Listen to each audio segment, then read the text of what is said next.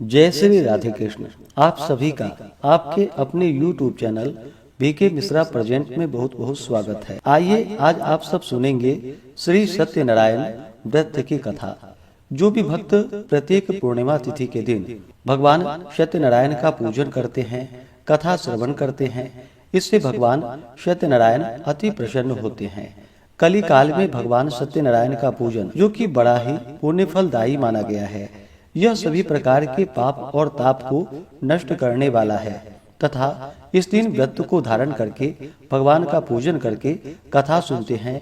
इससे भगवान सत्यनारायण अपने भक्तों के सभी प्रकार के दुख और कष्टों को दूर कर देते हैं तथा सुख और समृद्धि का आशीर्वाद प्रदान करते हैं और अंत में भगवान की धाम की प्राप्ति होती है।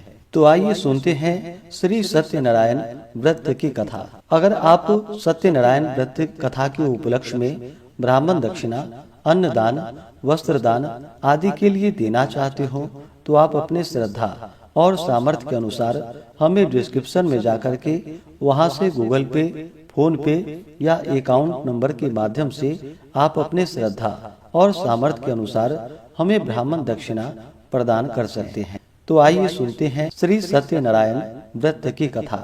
तो बोलिए प्रेम से श्री सत्यनारायण स्वामी की जय, भगवान विष्णु की जय, माता लक्ष्मी की जय, सर्वदेवी देवता की जय।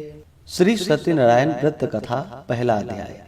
एक समय की बात है, एक बार नैमिषारण्य तीर्थ में सौनकादि 88,000 ऋषियों ने श्री सूत जी से पूछा कि हे प्रभु, इस कलयुग में वेद विद्या रहित मनुष्यों को भक्ति किस प्रकार से मिल सकती है तथा उनका उद्धार कैसे होगा। हे मुनि श्रेष्ठ, कोई ऐसा तप बतलाइए जिससे थोड़े समय में ही पुण्य मिल पाए और मनोवांछित फल भी मिल जाए। इस प्रकार की कथा सुनने की हम इच्छा रखते हैं। सर्व शास्त्रों के ज्ञाता श्री सूत जी बोले कि हे वैष्णवों में पूज्य, आप सभी ने प्राणियों के हित की बात पूछी है, इसलिए मैं एक ऐसे श्रेष्ठ व्रत को आप लोगों को बतलाऊंगा जिसे नारद जी ने लक्ष्मी नारायण जी से पूछा था और लक्ष्मीपति ने मुनि श्रेष्ठ नारद जी से कहा था। आप सब इसे ध्यान से सुनिए। एक समय की बात है, योगीराज नारद जी दूसरे के हित की इच्छा के लिए अनेकों लोकों में घूमते हुए मृत्यु लोक में आ पहुंचे। वहां उन्होंने अनेक योनियों में जन्मे प्रायः सभी मनुष्यों को अपने कर्मों द्वारा अनेकों दुखों से पीड़ित देखा। उनका दुख देखकर नारद जी सोचने लगे कि कैसा यत्न किया जाए जिसके करने से निश्चित रूप से मानव के दुखों का अंत हो जाए। इसी विचार पर मनन करते हुए वह विष्णु लोक में गए। वहां वह देवों के इष्ट नारायण की स्तुति करने लगे, जिनके हाथों में शंख, चक्र, गदा और पद्म थे, गले में वरमाला पहने हुए थे। उनकी स्तुति करते हुए नारद जी बोले कि हे भगवान, आप अत्यंत शक्ति से संपन्न हैं तथा वाणी भी आपको नहीं पा सकती। आपका आदि, मध्य तथा अंत नहीं है। निर्गुण स्वरूप सृष्टि के कारण भक्तों के दुखों को दूर करने वाले हैं। आपको नमस्कार है। नारद जी की स्तुति सुनकर विष्णु भगवान बोले कि हे मुनि श्रेष्ठ, आपके मन में क्या बात है? आप किस काम के लिए पधारे हैं, उसे निसंकोच होकर कहिए। इस पर नारद मुनि बोले कि मृत्यु लोक में अनेक योनियों में जन्मे मनुष्य अपने कर्मों के द्वारा अनेकों दुख से दुखी हो रहे हैं। हे नाथ, आप मुझ पर दया रखते हैं तो बतलाइए कि वो मनुष्य थोड़े प्रयास से ही अपने दुखों से कैसे छुटकारा पा सकते हैं। भगवान श्री हरि बोले कि हे नारद, मनुष्यों की भलाई के लिए तुमने बहुत ही अच्छी बात पूछी है, जिसके करने से मनुष्य मोह से छूट जाता है। वह बात मैं आपसे कहता हूँ, उसे सुनो। स्वर्ग लोक व मृत्यु लोक में दोनों में एक दुर्लभ उत्तम व्रत है जो पुण्य देने वाला है। आज प्रेमवश होकर मैं उसे आपसे कहता हूँ। श्री सत्यनारायण भगवान का यह व्रत अच्छी तरह विधान पूर्वक करके मनुष्य तुरंत ही यहाँ सुख भोग कर मरने पर मोक्ष को प्राप्त होता है। श्री हरि के वचन को सुनकर नारद जी बोले कि उस व्रत का फल क्या है और उसका क्या विधान है? यह व्रत किसने किया था?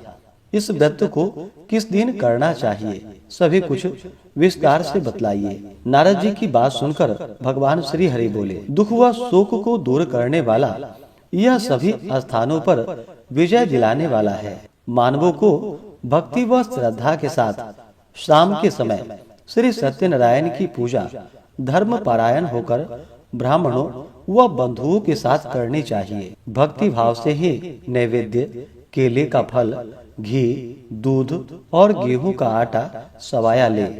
गेहूं के स्थान पर साठी का आटा लेकर शक्कर तथा गुड़ लेकर के वह सभी भक्ष्य योग्य पदार्थों को मिलाकर भगवान को भोग लगाए। ब्राह्मणों सहित बंधु बांधवों को भी भोजन कराए। उसके बाद स्वयं भोजन करे। भजन कीर्तन के साथ भगवान की भक्ति में लीन हो जाए। इस तरह से सत्यनारायण भगवान का यह व्रत करने पर मनुष्य की सारी इच्छाएं निश्चित रूप से पूरी होती है। इस कली काल अर्थात कलयुग में मृत्यु लोक में मोक्ष का यही एक सरल उपाय बताया गया है। इस प्रकार से श्री सत्यनारायण व्रत कथा में पहले अध्याय की कथा पूर्ण हुई। तो बोलिए प्रेम से श्री सत्यनारायण स्वामी की जय। दूसरे अध्याय की कथा। श्री सूत जी बोले कि हे ऋषियों, जिसने पहले समय में इस व्रत को किया था उसका इतिहास कहता हूँ, ध्यान से सुनो।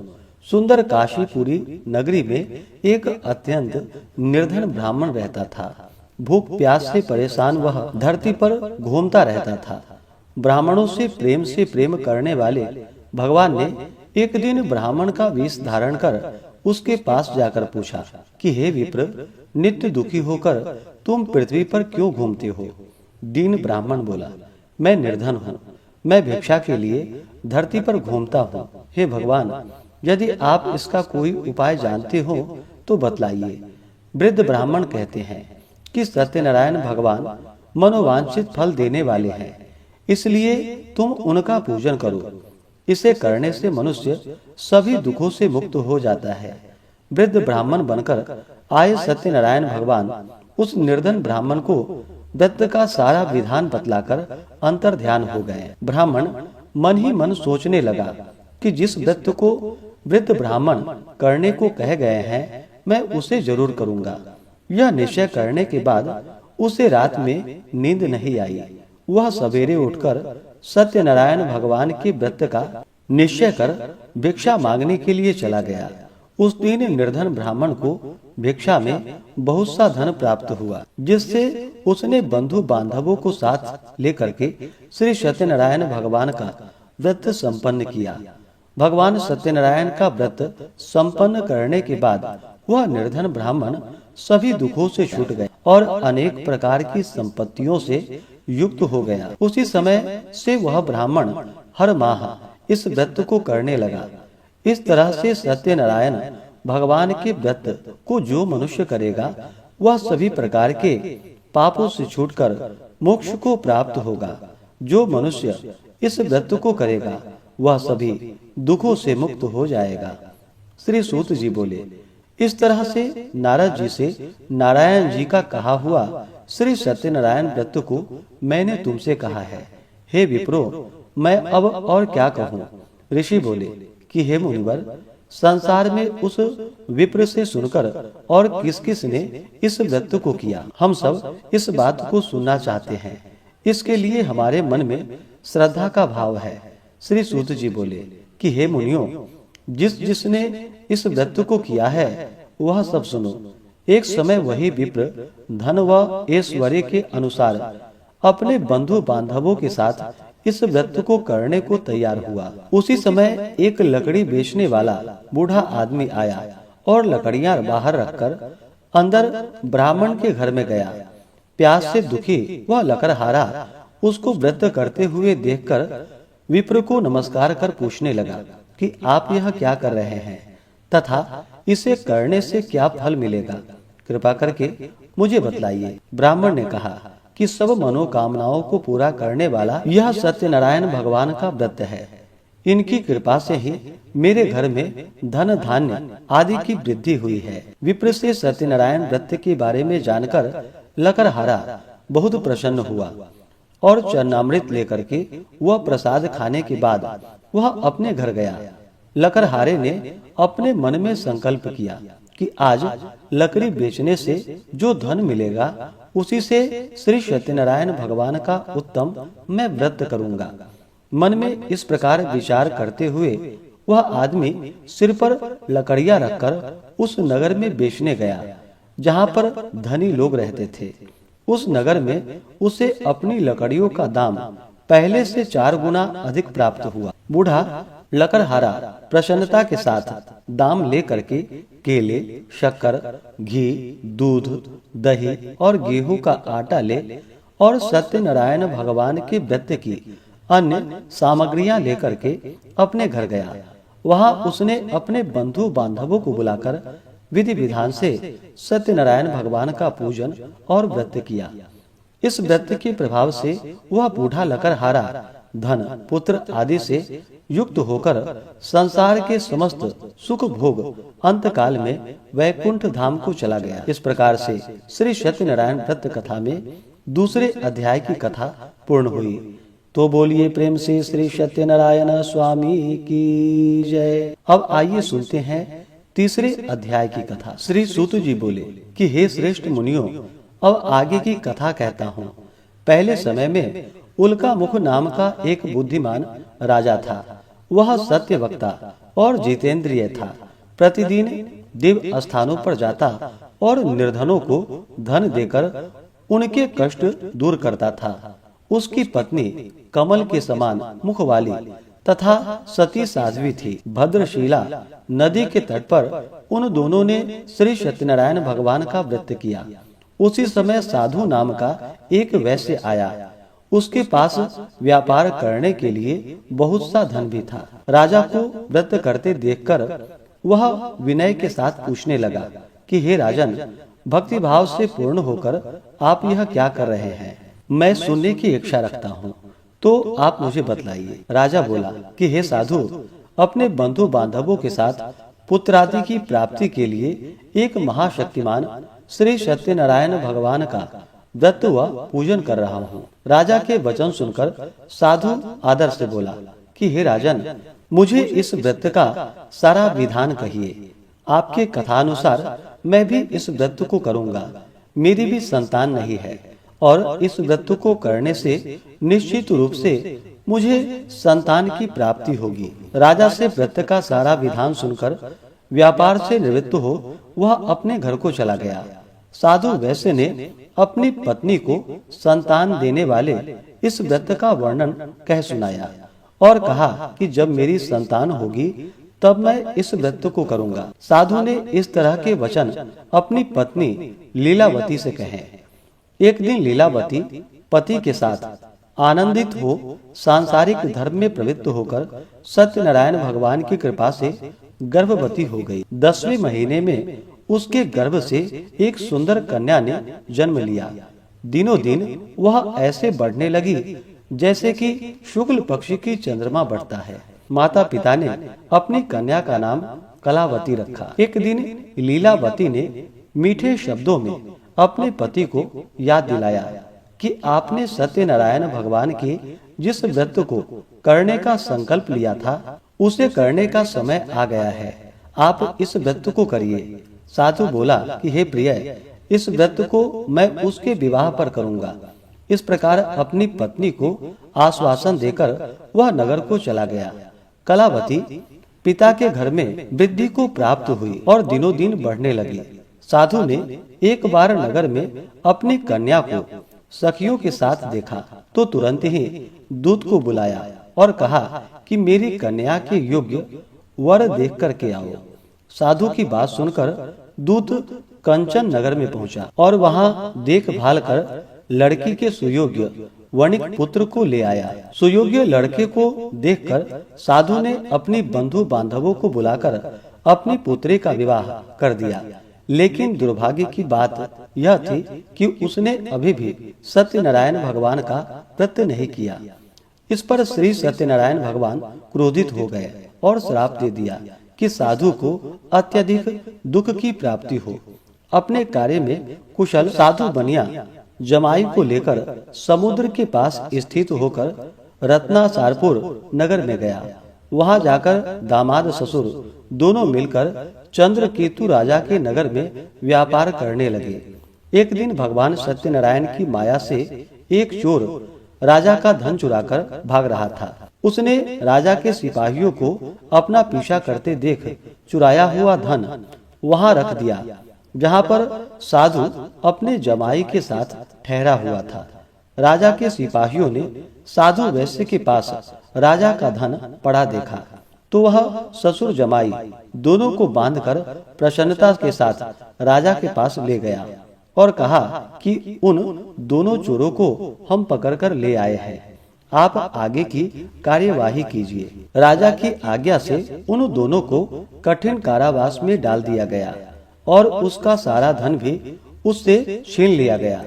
श्री सत्यनारायण भगवान से श्राप से साधु की पत्नी भी बहुत दुखी हुई। घर में जो धन रखा था उसे चोर चुरा कर ले गए। शारीरिक तथा मानसिक पीड़ा व भूख प्यास से अति दुखी हो अन्न की चिंता में कलावती घूमने के लिए एक ब्राह्मण के घर में गई।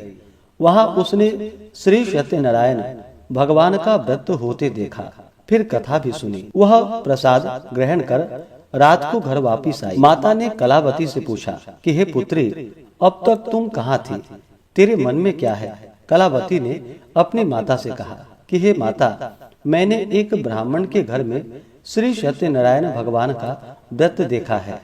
कन्या के वचन सुन लीलावती भगवान के पूजन के लिए तैयार होने लगी। लीलावती ने परिवार व बंधुओं सहित सत्यनारायण भगवान का पूजन और व्रत किया और उनसे वर मांगा कि मेरे पति तथा जमाई शीघ्र घर आ जाएं। साथ ही यह भी प्रार्थना की कि हम सब का अपराध क्षमा करे। श्री सत्यनारायण भगवान इस व्रत से संतुष्ट हो गए और राजा चंद्रकेतु को सपने में दर्शन देकर कहा कि हे राजन, तुम उन दोनों वैश्यों को छोड़ दो और तुमने उनका जो धन लिया है उसे वापिस कर दो। अगर ऐसा नहीं किया तो मैं तुम्हारा धन, राज्य व संतान सभी को नष्ट कर दूंगा। राजा को यह सब कहकर वह अंतर ध्यान हो गए। प्रातः काल सभा में राजा ने अपना सपना सुनाया, फिर बोले कि वणिक पुत्रों को कैद से मुक्त कर सभा में ले आओ। दोनों ने आते ही राजा को प्रणाम किया। राजा मीठी वाणी में बोला कि हे महानुभावों, भाग्यवश ऐसा कठिन दुख तुम्हें प्राप्त हुआ है, लेकिन अब तुम्हें कोई भय नहीं है। ऐसा कहकर राजा ने उन दोनों को नए वस्त्राभूषण भी पहनाए और जितना धन लिया था उसका दुगुना धन वापिस कर दिया। दोनों वैश्य अपने घर को चल दिए। इस प्रकार से श्री सत्यनारायण व्रत कथा में तीसरे अध्याय की कथा पूर्ण हुई। तो बोलिए प्रेम से श्री सत्यनारायण स्वामी की जय। अब सुनते हैं चौथे अध्याय की कथा। श्री सूत जी बोले, वैश्य ने मंगलाचार कर अपनी यात्रा आरंभ की और अपने नगर की ओर चल पड़ा। उसके थोड़ी दूर जाने पर एक दंडी वेशधारी श्री सत्यनारायण ने उससे पूछा कि हे साधु, तेरी नाव में क्या है? अभिमानी वणिक हंसता हुआ बोला कि हे दंडी, आप क्यों पूछते हो? क्या धन लेने की इच्छा है? मेरी नाव में तो बेल व पत्ते भरे हुए हैं। वैश्य के कठोर वचन को सुनकर भगवान बोले कि तुम्हारा वचन सत्य हो। दंडी ऐसे वचन कहकर वहां से दूर चले गए। कुछ दूर जाकर समुद्र के किनारे बैठ गए। दंडी के जाने के बाद साधु वैश्य ने नित्य क्रिया के पश्चात नाव को ऊंची उठते हुए देखकर अचंभा माना और नाव में बेल पत्ते आदि देखकर वह मूर्छित होकर जमीन पर गिर पड़ा। मूर्छा खुलने पर वह अत्यंत शोक में डूब गया। तब उसका दामाद बोला कि आप शोक न मनाए, यह दंडी का श्राप है, इसलिए हमें उनकी शरण में जानी चाहिए, तभी हमारी मनोकामना पूरी होगी। दामाद की बात को सुनकर वह दंडी के पास पहुंचा और अत्यंत भक्ति भाव नमस्कार करके बोला कि मैंने आपसे जो जो असत्य वचन कहे थे उसके लिए मुझे क्षमा कीजिए। ऐसा कहकर महान शोकातुर हो वह रोने लगा। तब दंडी भगवान बोले कि हे वणिक पुत्र, मेरी आज्ञा से बार बार तुम्हें दुख प्राप्त हुआ है, तू मेरी पूजा से विमुख हुआ है। साधु बोला कि हे भगवान, आपकी माया से ब्रह्मा आदि देवता भी आपके रूप को नहीं जानते, तब मैं अज्ञानी कैसे जान सकता हूँ। आप प्रसन्न होइए। अब मैं सामर्थ्य के अनुसार आपकी पूजा करूंगा, मेरी रक्षा करो और पहले के समान नौका में धन भर दो। साधु वैश्य के भक्ति पूर्वक वचन को सुनकर भगवान प्रसन्न हो गए और उसकी इच्छा अनुसार वरदान देकर अंतर ध्यान हो गए। ससुर जमाई जब नाव पर आए तो नाव धन से भरी हुई थी। फिर वही अपने अन्य साथियों के साथ सत्यनारायण भगवान का पूजन कर अपने नगर को चल दिया। जब नगर के नजदीक पहुँचे तो दूत को घर पर खबर करने के लिए भेज दिया। दूत साधु की पत्नी को प्रणाम कर कहता है कि मालिक अपने दामाद सहित नगर के निकट आ गए हैं। साधु की पत्नी लीलावती ने बड़े हर्ष के साथ सत्यनारायण भगवान का पूजन कर अपनी पुत्री कलावती से कहा कि मैं अपने पति के दर्शन को जाती हूँ, तू कार्य पूर्ण कर शीघ्र आ जाना। माता के ऐसे वचन को सुनकर कलावती जल्दी में प्रसाद छोड़कर अपने पति के पास चली गई। प्रसाद की अवज्ञा के कारण श्री सत्यनारायण भगवान रुष्ट हो गए और नाव सहित उसके पति को पानी में डुबो दिया। कलावती अपने पति को वहां न पाकर रोती हुई जमीन पर गिर गई। नौका को डूबा हुआ देख वह कन्या को रोता देख साधु दुखी होकर बोला कि हे प्रभु, मुझसे तथा मेरे परिवार से जो भूल हुई उसके लिए क्षमा करे। साधु के दीन वचन को सुनकर श्री सत्यनारायण भगवान प्रसन्न हुए और आकाशवाणी हुई कि हे साधु, तेरी कन्या मेरी प्रसाद को छोड़कर आई है, इसलिए उसका पति अदृश्य हो गया है। यदि वह घर जाकर प्रसाद खाकर लौटती है तो उसे उसका पति अवश्य प्राप्त होगा। ऐसी आकाशवाणी को सुनकर कलावती घर पहुंची और प्रसाद खाकर फिर आकर अपने पति के दर्शन करती है।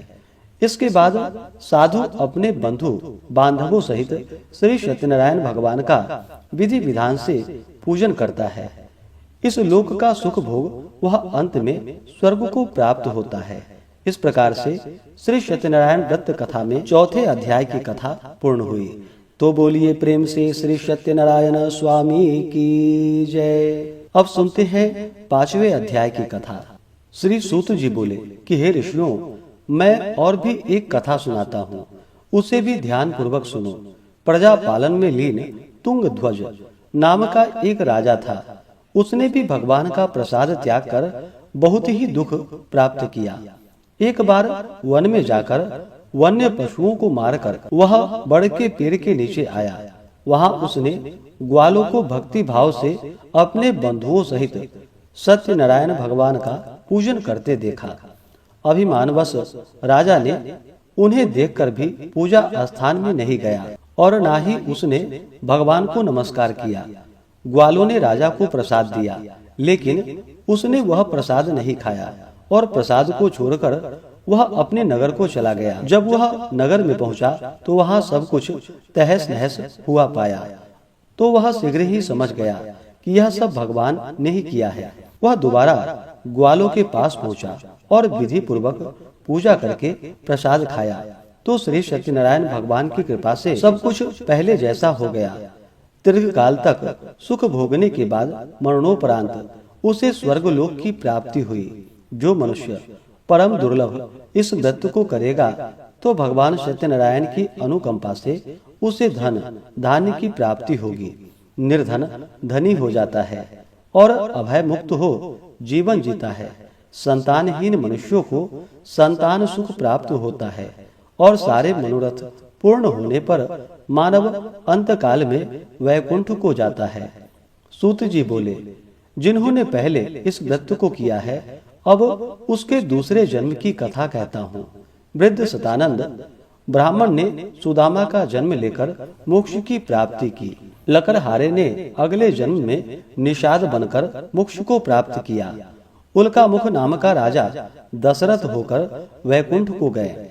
साधु नाम के वैश्य ने मोर ध्वज बनकर अपने पुत्र को आरे से चीरकर मोक्ष को पाया।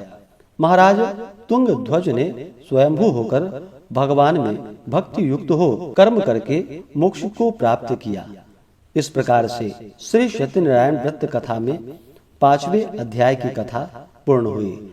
तो बोलिए प्रेम से श्री सत्यनारायण स्वामी की जय, भगवान विष्णु की जय, माता लक्ष्मी की जय, सर्व देवी देवता की जय। इसी प्रकार से जो भी भक्त सच्ची श्रद्धा के साथ नियम और निष्ठा के साथ भगवान सत्यनारायण का पूजन करते हैं, व्रत रखते हैं, कथा श्रवण करते हैं, तो भगवान सत्यनारायण की कृपा से उनके सभी दुख व कष्ट दूर हो जाते हैं तथा सभी प्रकार के सुख और समृद्धि की प्राप्ति होती है। तो आशा करता हूँ कि यह कथा आपको अच्छा लगा हो।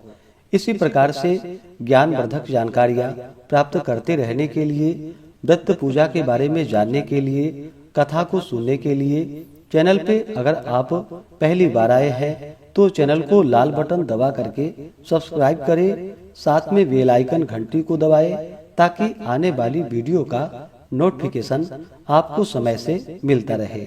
वीडियो को लाइक करें, शेयर करें। सुखी रहें और स्वस्थ रहें। जय श्री राधे कृष्ण। धन्यवाद।